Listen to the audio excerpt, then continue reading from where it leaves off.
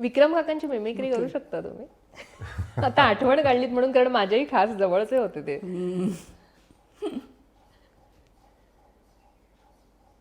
सबीर, तुला एक महत्वाची गोष्ट सांगणार आहे. व्यवस्थित ऐकायची.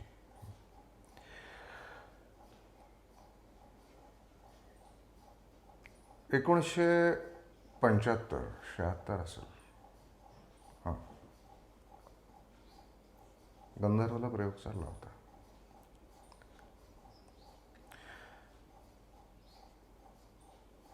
तुझ्यासारखाच एक होतकरू नट माझ्याकडे आला. मी म्हटलं, नोकरी आहे, कशा सोडायची ती? नोकरी करून अभिनय करावा, व्यावसायिक.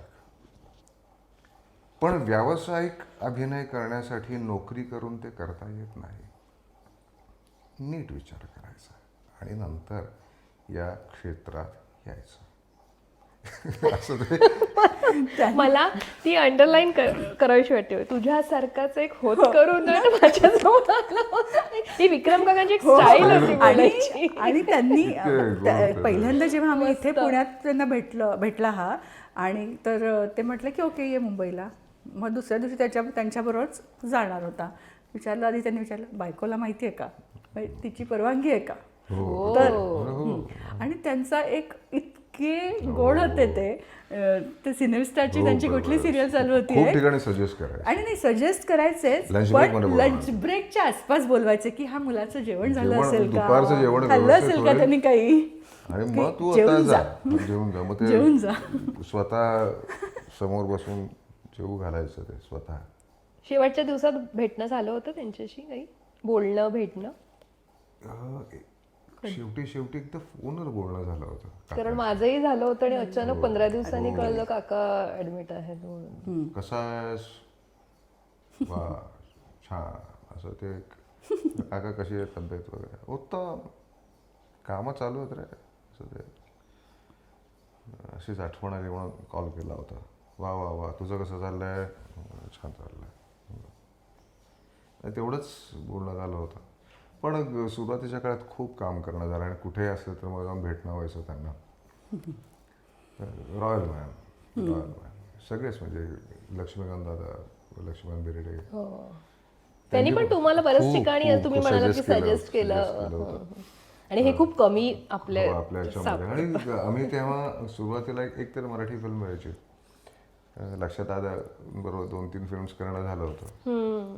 आणि असंच आम्ही एकदा, मला पुण्यात सोडणार होतं आणि पुणे मुंबईला ते जाणार होतं, त्यांचं काम होतं. आम्ही एकत्र आलो होतो आणि असंच आम्ही सेटवर किंवा नंतर तुला काम खूप मिळणार आहे रे, पण मराठीमध्ये तुझ्यासारखी पर्सनॅलिटी नाही चालत आता. हिंदीमध्येच गेलं त्यांनी पहिल्यांदाच सांगितलं. आणि नंतर त्यांनी JP दत्तांकडे पाठवलं मला. इतक्या ठिकाणी LOC पण तुम्हाला ऑफर झाला होता आणि तुम्ही मग मधुरचा सत्ता करण्यासाठी केलं. करण्यासाठी मग ते नाही. तुम्हाला रिग्रेट वाटतं पण त्याचं की LOC करता केला असता? फ्रँकली इतका तेव्हा 4 फिल्म्स एकत्र करणं खरंच शक्य नव्हतं. कारण मधुरचं ते खरंच बरोबर होतं. रिग्रेट असं नाही, कित्येक वेळा नंतर असं वाटलं होतं यार दोन्ही एकत्र आलं असतं तर काय. पण प्रत्येक गोष्ट ही तुमच्यासाठी लिहिलेली नसते किंवा ती तुम्हाला चाटून निघून जाते कित्येक वेळा. पण असं असतं की पुढची येणारी मोठी गोष्ट असू शकते. कदाचित माझ्यासाठी असू तर ते कित्येक वेळा गेल्यानंतर रिग्रेट असं, हो 2 मिनटं वाटतं रे, दोन्ही छान मजा आली असती करायला, पण ते शक्य नाही. आपल्याकडे 365 दिवस असतात, त्यातले तुम्ही मॅक्सिमम एनर्जी लावून 200 दिवस काम करू शकता. 165 दिवस तुम्हाला जगायला लागतात, नाही तर पुढचं काम नाही करू शकत. तर 200 दिवसात जेवढं काम तुमच्या वाट्याला येतं हे तुम्ही ठरवत नाही, ते तुमच्याकडे येतं. आणि नंतर मग तुम्ही विचार करता तुम्हाला करायचं आहे का नाही, किंवा तुम्ही सुटेबल आहात का नाही. आणि तुम्ही सुटेबल असाल तरच ती ऑफर तुमच्याकडे येते. बरोबर. किंवा तुमचं खूप वर्षांपासून डिस्कशन एखाद्या डायरेक्टरशी चाललेलं असतं, का रे यार इस कॉन्सेप्ट पे कुछ करना है, त्याला ते डोक्यात असतं किंवा ती कॉन्सेप्ट पूर्ण माहिती असते. तर अशा काही गोष्टी होतात. पण आय थिंक सो जसं तुम्ही देवाच्या दर्शनाला जात नाही, देव तुम्हाला दर्शनाला बोलवतो. तसंच कामाचं आहे की काम तुमच्याकडे तर तुम्ही कामाच्या मागे जात नाही. गेलात तरी ते तुम्हाला हवं आहे तेच काम मिळणार आहे तुम्हाला. मला आता इथे विचारायचं आहे की आता ह्यांनी काम स्टॉप केलंय, पण तुम्हाला वाटतं ह्यांनी पुन्हा काम सुरू करावं? ऑफकोर्स, कारण ते टॅलेंट नाही, हा मला वाटतं हा पॉज आहे. म्हणजे मला आत्ता हे करायचं आहे जे मी आत्ता करते, ही माझी खूप वर्षांपासूनची आवड आहे जी तेव्हा मला शक्य नव्हतं झालं आणि हे मला करून बघायचं आहे. मी वाटतं की तिने 20 वर्ष गाजवली आहेत, सलग डेली सोप्स केल्या मी सलग केलेलं आहे. आणि टेक्निशियन म्हणून आम्हाला तरी स्कोप मिळतो एखाद दिवस, किंवा माझं लवकर कित्येक वेळा असं होतं की सरस्वती लहान होती, पण समीर जरा आज जी मुलगी होती तिला थोडं लवकर बहुतेक जायचं आहे, तर मी डायरेक्टरला रिक्वेस्ट करू शकतो जरा लवकर घरी जायचं आहे. तर ती फॅसिलिटी आम्हाला टेक्निशियनपेक्षा नक्कीच मिळते. आणि यांचं राईट फ्रॉम पहिल्या शॉटपासून शेवटच्या शॉटपर्यंत हे असतातच, they have to be there. त्यामुळे ते प्रिव्हिलेज नंतर इट वॉज हर चॉईस. तिच्या व्हेरीड आवडी आहेत फ्रँकली, आणि प्रत्येक ह्याच्यामध्ये ती खूप अभ्यासू वृत्तीने ती करत असते. म्हणजे आता खाली आपण बघितलंच की ते खूप अभ्यासू की अरे राख मी किती नॉलेज म्हणजे हा म्हणजे ठीक आहे का राख टाकू आपण नंतर माझं होऊ शकेल असं, पण तिचं नाही ते ती चिकाटीने करत असते. तेच मला इथे तुम्हाला विचारावं असं वाटतंय की स्त्रियांचं बेसिकली कसं असतं की मुलं झाली की त्यांना त्यांच्यासाठी आपल्या आवडीनिवडी बाजूला ठेवाव्या लागतात आणि मग त्यांना उगाचच कोसत बसतात, यार मला हे नाही करायला मिळालं. मग ते याचा पण आनंद धड घेणं होत नाही, त्याचा पण आनंद धड घेणं होत नाही. तर मला इथे तुम्हाला तेच थोडंसं तुमच्याकडनं उत्तर हवंय की तुम्ही खूप आवडीनिवडी जपल्यात, ठीक आहे, मी हे करून माझी ही आवड करू शकतो, हेही करता येऊ शकतं. उगाचच कोसत राहण्यापेक्षा आणि आपलं लाईफ त्याच्यातच अर्ध वाया घालवण्यापेक्षा बायकांनी अशाही पद्धतीने एक विचार केला तर मला वाटतं योग्य आहे. अगदी म्हणजे स्विच ऑन स्विच ऑफ पाहिजे.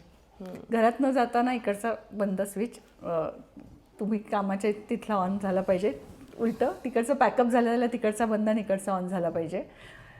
तिकडे गेल्यावर अरे बापरे आज विरजण नाटकाचं राहिलो, अशी हेच नाही झालं, ओटात स्वच्छ नाही झाला वगैरे असलं. आपण 2 हात असलेला एक माणूस आहोत, आपण एका वेळी एका ठिकाणी न्याय देऊ शकतो, तेवढंच करावं.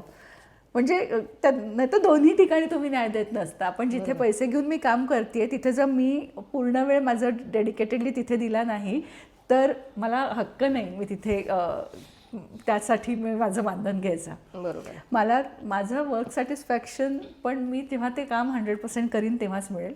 घरी आल्यावर सुद्धा मला ना खूप खूप स्वयंपाकच आवडतोय. माझं स्ट्रेस बस्टर किचन वगैरे असलं माझं काही नाही आहे. मी लहानपणापासून नव्हतं, पण मला पुस्तकं वाचायला आवडतात, मला सुंदर गाणी ऐकायला आवडतात. माझा एक छोटा ट्रान्झिस्टर होता, मी तो झोपून कानाशी तो बेला के फुल 11:30 संपेपर्यंत ऐकायचे.